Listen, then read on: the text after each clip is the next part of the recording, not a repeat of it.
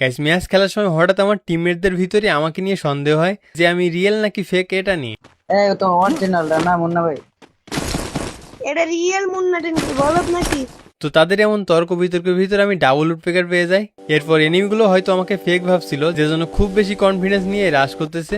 এসেই প্রথমেই এক শট দিয়ে দেয়, আর এখন আমি যদি এই শটটা মিস করি তাহলে আমি শেষ।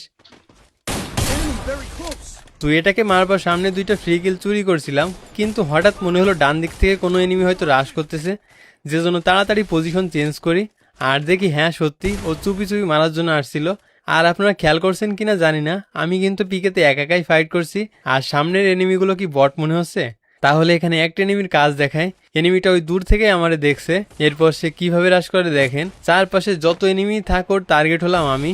আর এদিক থেকে যদি আমি রাশ করতে যাই তাহলে চারপাশ থেকে মারা খাবো, যে জন্য এখানে হোল্ড করছিলাম। আর ওই প্লেয়ারটা রাশ করার ধরন দেখছেন, আবার ওয়ান ট্যাপও ট্রাই করতেছে।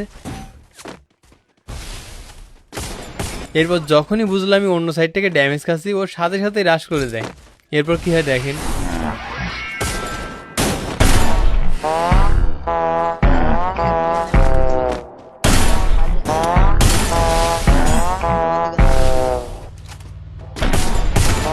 আমি জানি আপনারা হয়তো এখনো সেই ফিল পাননি, সমস্যা নেই। তাহলে এসভিডি এর এই গেম প্লেটা দেখেন।